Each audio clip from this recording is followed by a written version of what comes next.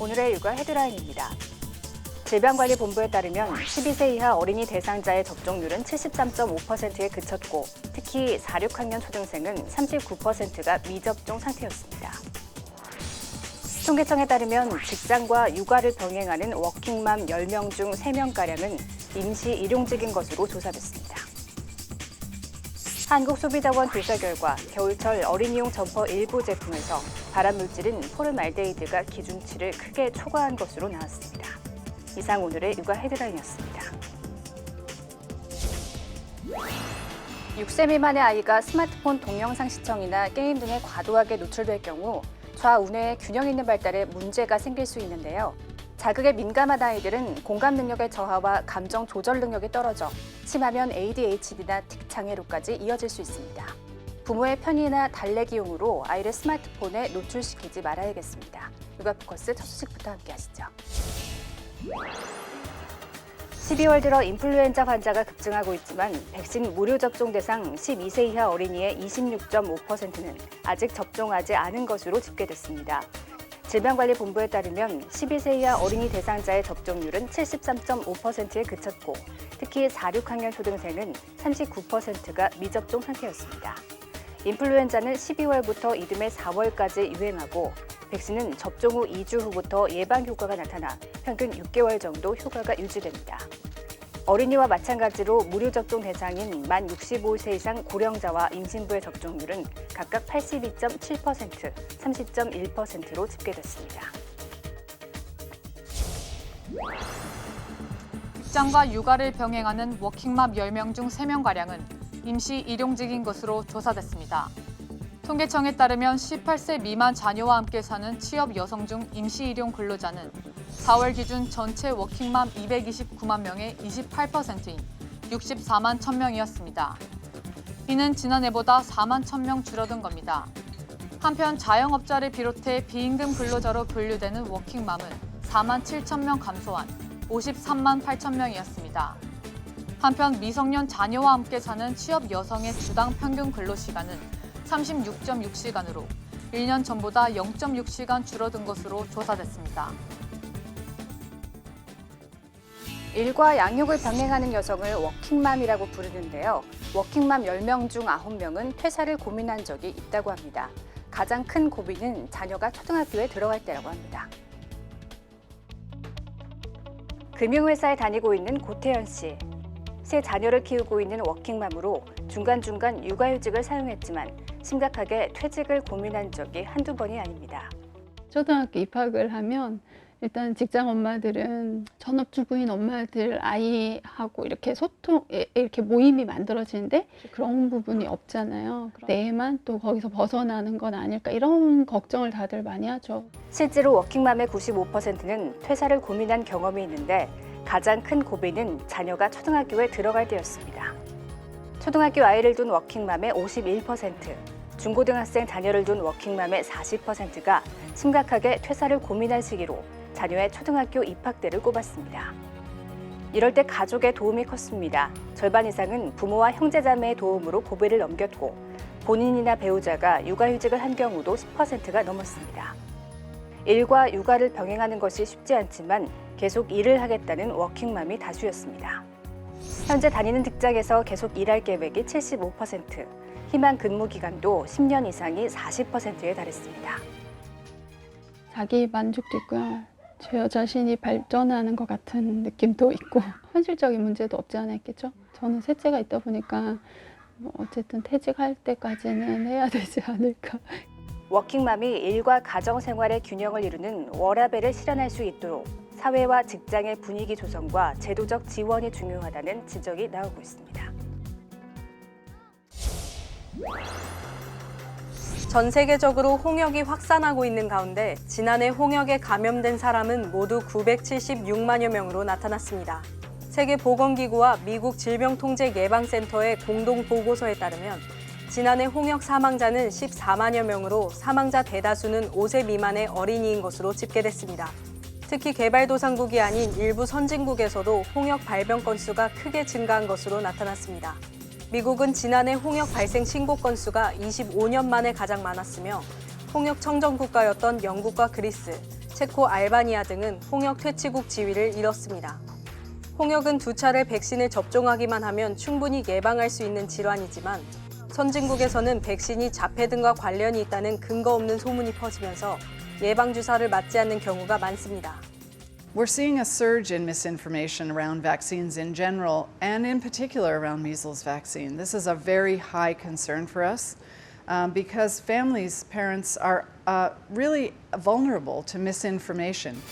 우리나라에서도 지난해 12월 첫 홍역 환자가 발생한 뒤 지금까지 180명이 넘는 환자가 신고됐습니다. 이들은 주로 베트남과 필리핀, 태국 등 해외여행을 통해 감염된 것으로 조사됐습니다. 홍역을 앓은 적이 없거나 2회 예방접종을 하지 않은 경우, 해외여행 시 미리 예방접종을 하거나 여행 동안 손을 자주 씻는 등 감염병 예방수칙을 준수하는 게 최선의 예방법입니다. 갑작스러운 추위에 전기 매트와 핫팩 같은 제품 사용하는 분들이 부쩍 늘었습니다. 이들 제품은 처음에는 뜨겁게 느껴지지 않아 장시간 사용하는 경우가 많은데요. 무심코 오래 쓰다 보면 자칫 피부에 저온 화상을 입을 수 있어 주의가 필요합니다. 온몸을 꽁꽁 싸맨 행인들이 시린 손을 핫팩으로 문지릅니다. 벌써부터 추위가 기세를 떨치면서 집안에서는 전기장판 같은 온열 제품 사용이 늘고 있습니다. 이들 제품은 피부에 닿아도 뜨겁게 느껴지지 않아 장시간 사용하다 잠이 들기 쉽습니다. 바로 이때 저온 화상 위험에 노출되는 겁니다. 뭘로 그냥 잔 거예요, 그냥. 아침에 뭐 자다 일어나고 이렇게 그 살이 살짝 돼가지고 참 물 잡힐 정도로. 저온 화상은 45도에서 50도 사이 온도에 피부가 노출되면 발생하는데 45도에서는 1시간, 48도에서는 5분 만에 화상을 입을 수 있습니다. 초기에는 피부가 붉어지면서 간지럽고 이후엔 따가움이 느껴지면서 물집이 잡힙니다. 심하면 피부 조직이 죽으면서 피부색이 검게 또는 하얗게 변합니다. 특히 등과 허벅지, 종아리, 발뒤꿈치가 취약합니다. 저온 화상의 경우에 초기에는 굉장히 얕은 화상이라고 판단되더라도 굉장히 깊게 손상받는 경우들이 많기 때문에 지속적인 진찰을 통해서 정확한 진단을 하는 것이 무엇보다 중요합니다. 피부가 연약한 영유아나 감각이 둔화한 노약자, 당뇨 환자는 저온 화상 위험이 더 큽니다. 저온 화상을 입었을 때는 흐르는 물로 20분 정도 식혀주고 얼음은 오히려 상처를 깊게 만들 수 있어 피해야 합니다. 또 온열 제품은 피부에 직접 닿지 않도록 하고 KC마크 등 안전인증을 확인한 뒤 사용해야 합니다. 두툼한 외투에 목도리와 장갑까지 한 사람들이 몸을 잔뜩 움츠립니다. 아침 저녁으로 기온이 영하로 떨어지고 일교차가 10도 이상 크게 벌어지는 날씨가 이어지는 초겨울. 이런 날씨에는 몸의 다른 혈관처럼 내혈관도 바깥 기온의 영향을 많이 받게 됩니다. 체온 유지를 위해 혈관의 수축 이완 작용이 더 활발히 일어나기 때문입니다. 이 과정에서 혈관이 적절히 반응하지 못하면 내혈관이 꽈리처럼 부푸는 뇌동맥류가 찾아오는데 초기에는 두통이나 어지럼증과 같은 증상이 약해 환자 스스로 느끼기 어렵다는 게 문제입니다. 결국 대부분은 머리가 깨질 듯한 통증을 느끼고 나서야 뒤늦게 병원을 찾는 경우가 많습니다. 실제 뇌동맥류로 인해 수술을 받더라도 30% 정도는 숨지고 20%는 마비나 언어장애, 감각 이상과 같은 심각한 후유증을 겪게 됩니다. 고혈압이나 당뇨, 흡연 비만 등이 발병 위험 요인으로 꼽히고 가족 중에 뇌혈관 질환 환자가 있을 경우 발병 가능성이 커집니다. 증상이 발생하면 1분 1초를 지체하지 말고 바로 응급실로 내원하셔야 됩니다. 평소에 규칙적인 식습관, 규칙적인 생활 습관도 굉장히 중요하지만 환절기에는 더더욱이나 급격한 체온의 변화에 잘 대비를 해야 되는 것입니다. 전문가들은 겨울철 외출 시엔 보온이 잘 되는 옷차림을 하고 증세 조기 발견을 위해 뇌혈관 검사를 미리 받을 것을 조언합니다. 자녀들 겨울 외투도 마음 놓고 못 입힐 것 같습니다. 겨울철 어린이용 점퍼 일부 제품에서 발암물질인 포름알데히드가 기준치를 크게 초과해 나왔기 때문인데요. 몸속으로 들어가면 피부염이나 호흡기 자극을 일으킬 수 있어 당국의 신속한 회수가 필요합니다. 시중 백화점이나 아웃도어 매장에서 파는 어린이용 겨울 점퍼입니다. 뛰어난 방한 효과에 활동성까지 더해 겨울철에 큰 인기를 끄는 제품들입니다. 그런데 한국소비자원이 이들 제품 13개를 조사해보니 절반가량인 6개 제품에서 기준치를 최대 5배 넘게 초과한 발암물질이 나왔습니다. 문제의 발암물질은 포름알데히드로 호흡기나 피부를 통해 몸속으로 들어가면 호흡기와 눈 점막에 자극을 주거나 피부 오염까지 일으킬 수 있습니다. 포름알데히드는 점퍼 모자에 붙어있는 천연 모피에서 나왔습니다. 너구리나 여우털을 가공하는 과정에서 가죽의 부패를 막고 부드러운 촉감을 유지하기 위해 들어간 겁니다. 문제가 된 제품은 중국이나 베트남, 미얀마 등에서 제조돼 국내에서 수입 유통됐습니다. 아동용 섬유 제품은 사업자가 안전기준에 적합함을 스스로 확인을 하고 시중에 유통을 하도록 되어 있는데요. 품질 관리가 제대로 이루어지지 않으면 유해 물질이 완제품에 잔류할 우려가 있기 때문에 철저한 품질 관리가 필요한 식품입니다.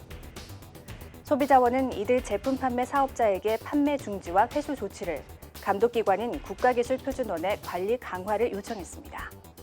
문제가 된 제품 목록은 소비자원 홈페이지에서 확인할 수 있고 교환이나 환불을 요구할 수 있습니다. 요즘처럼 추운 날씨에는 감기 합병증으로 두통과 어지럼증을 호소하는 환자가 늘어납니다. 그런데 귀에 문제가 생겨 어지럼증이 발생하는 경우가 생각보다 많습니다. 머리 위치를 바꿀 때마다 눈앞이 빙빙 도는 것처럼 어지럽다 가만히 있으면 괜찮아진다면 이석증일 가능성이 높습니다. 평형 감각을 담당하는 귀 속의 전정기관에는 몸의 흔들림을 감지하는 이석이 있습니다. 이석이 원래 위치를 벗어나 귀 속의 다른 기관으로 들어가는 것이 이석증인데 전체 어지럼증 환자의 20% 정도는 이석증이 원인입니다. 이석증 환자는 최근 5년간 20% 넘게 늘었는데 50대 이상 중장년층에서 많이 발생했습니다. 특히 여성 환자가 남성의 2.4배에 달하는데 고령자와 여성에게 골다공증이 많이 발생하는 것과 관련이 있는 것으로 추정됩니다. 비타민 D 같은 거가 부족해서 골다공증이 생기면 이석증이 생기실 수 있다고 했으니까 그런 거에 대한 정기적인 체크업도 필요하실 것 같아요. 어디에 머리가 부딪히시거나 하시면 그것 때문에 이석증이 떨어질 수도 있으니까 주의하셔야 될 것 같고요. 규칙적인 운동하시는 것도 도움이 되실 것 같고. 이석증은 외래 진료만으로 치료할 수 있을 정도로 치료가 어렵지 않은 만큼 증상이 나타나면 곧바로 치료를 받는 게 바람직하다고 전문가들은 설명합니다.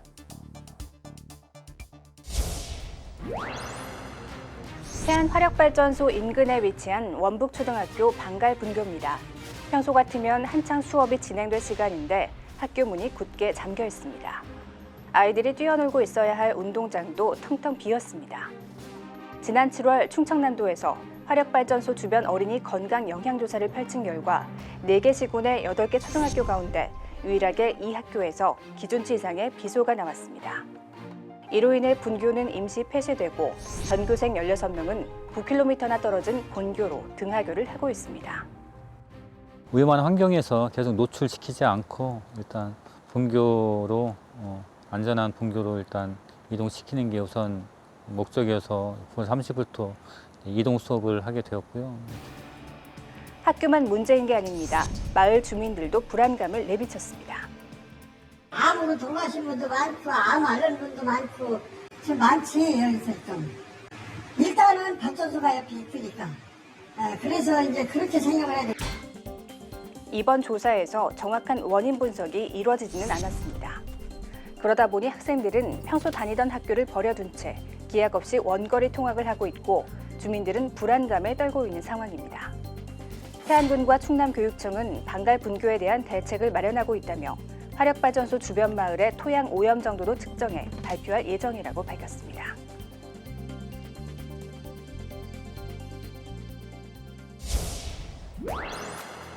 지난 12월 5일 국회 도서관에서 청년 세대의 결혼과 자녀, 행복에 대한 생각을 주제로 2019년 2차 저출산 인식조사 결과 발표 및 토론회가 열렸습니다. 이번 행사는 김상희 국회의원, 인구보건복지협회가 공동 주최했습니다. 저희 협회에서는 저출산 사회에 대한 관심을 좀 확대하고 인구 이슈를 공론화시키기 위해서 매년 2번 저출산 인식 조사를 실시하고 있습니다.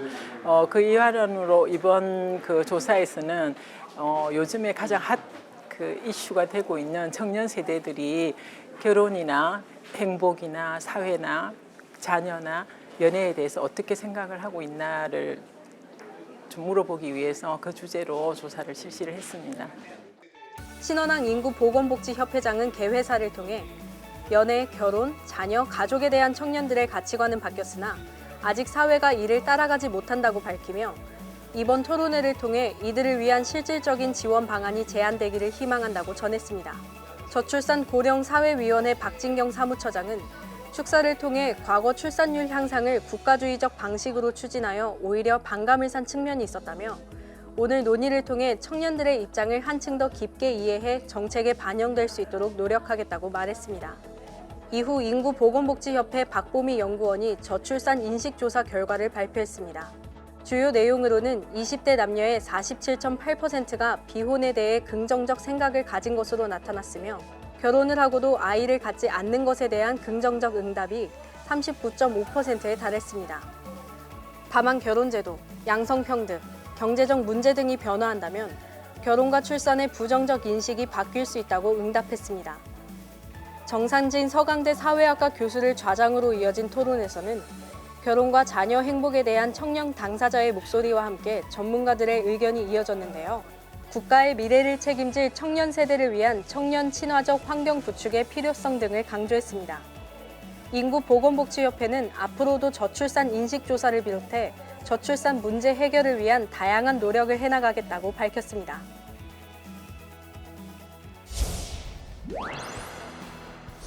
지난 12월 6일 아동 자립 지원 확대를 위한 포용 정책 포럼이 성황리에 개최됐습니다. 보건복지부가 주최하고 아동권리보장원이 주관한 이번 행사는 시설이나 위탁기관에서 보호기간이 종료된 아동의 자립을 돕기 위한 방안을 모색하는 자리였습니다. 행사를 주관한 아동권리보장원의 고드경 원장은 개회사를 통해 보호 종료 아동 자립에 대한 관심을 가지고 참석해 주셔서 감사하다고 전하며 이번 포럼을 통해 보호 종료 아동 자립을 돕는 다양한 논의가 진행되길 바란다고 전했습니다. 한국보건복지인력개발원의 허선 원장은 축사를 통해 우리의 소중한 아이들이 자립을 통해 당당한 사회 구성원이 될 수 있도록 모두가 노력하자고 밝혔습니다. 2019년 다시 자립을 주제로 발제한 전선욱 덕성여대 교수는 비사회적 보호 청년 정책과 관련하여 자립지원 정책 설계, 시군구 아동복지 전달 체계의 안정적 정착 등이 필요하다고 말했습니다. 보호 종료 아동 자립수당 주거지원 통합서비스 도입 방안 및 효과성 연구를 주제로 발제한 이상정 한국보건사회연구원 부연구위원은 주거지원 통합서비스를 통해 주택 확보 및 서비스 확대 등이 필요하다고 주장했습니다. 이후 한국아동복지학회 신혜령 이사를 좌장으로 종합토론이 이뤄졌는데요. 토론자들은 자립 이후 청소년들이 사회적 관계를 맺고 건강과 복지 수준 유지 등을 이룩할 수 있도록 자립 지원 영역이 더 넓어져야 한다고 말했습니다. 아동권리보장원은 이날 나온 의견들이 향후 정책에 반영될 수 있도록 노력하겠다고 밝혔습니다. 지난 12월 6일 2019년 아동안전교육 성과보고대회가 성황리에 개최됐습니다. 보건복지부가 주최하고 한국보건복지인력개발원이 주최한 이번 행사는 아동안전교육 사업에 대한 지난 1년간의 성과를 보고하고 앞으로의 계획에 대해 논의하기 위해 마련됐습니다. 우리 인력개발원은 아동 안전에 관한 교육 콘텐츠를 개발하고 보급하고 그리고 강사를 양성해서 하는 교육 사업을 지원하고 이런 역할을 하고 있습니다. 오늘 행사의 취지는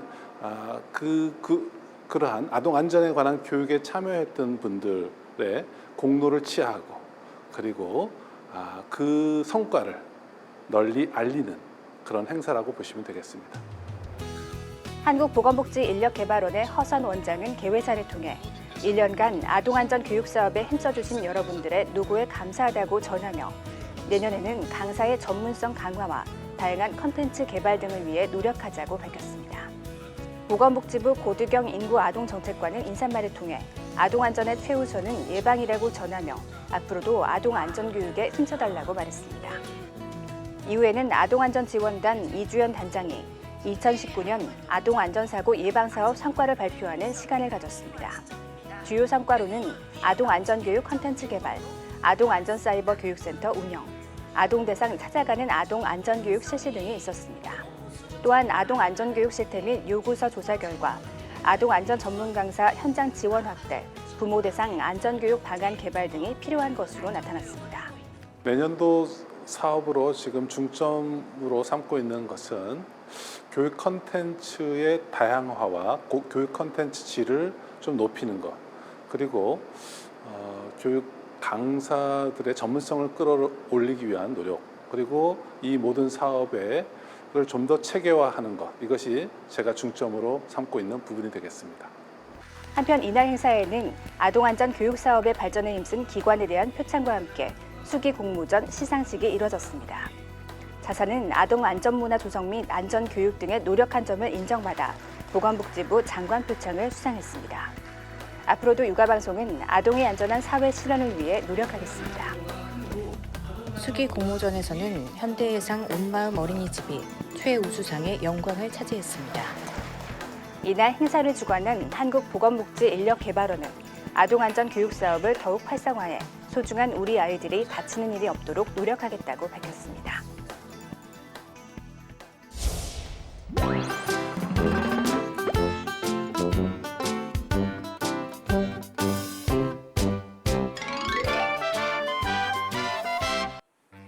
옛날 어느 마을에 가난하지만 언제나 싱글벙글 웃고 사는 사람이 살고 있었어요.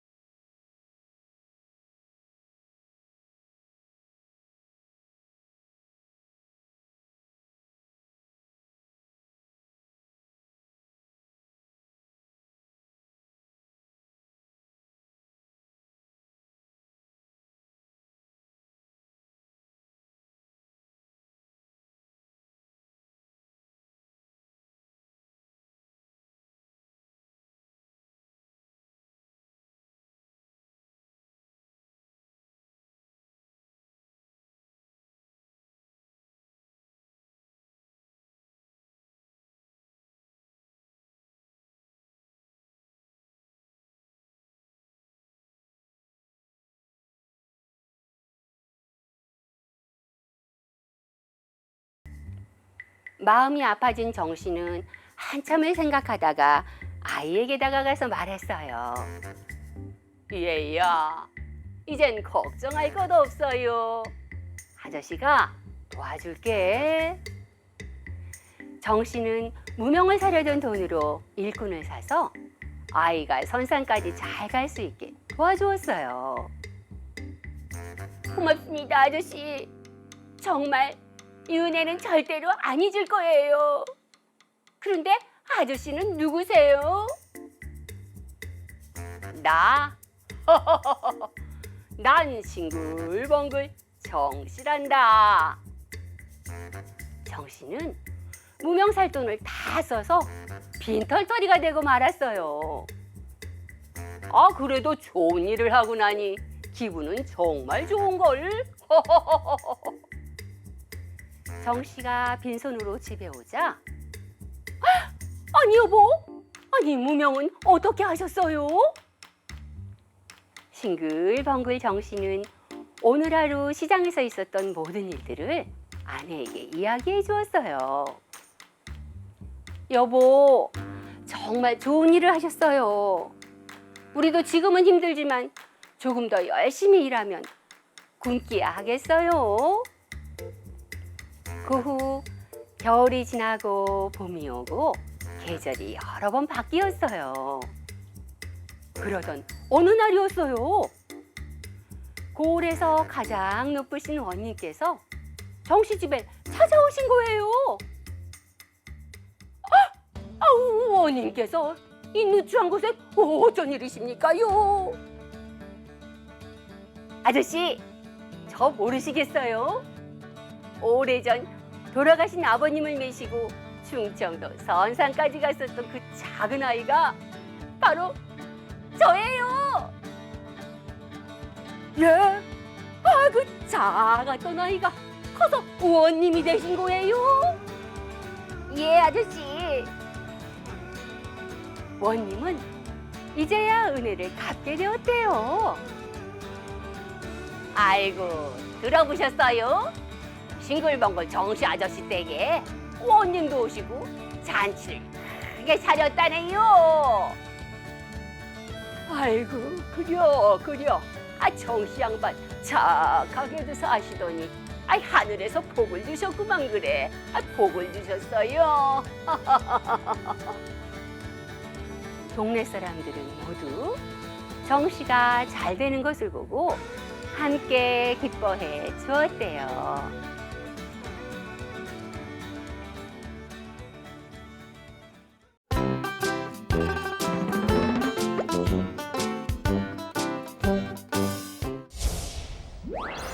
겨울철에는 실내 활동이 많아지면서 밀폐된 공간에 떠다니는 각종 미세먼지와 오염물질, 감기 바이러스에 노출되기 쉽습니다.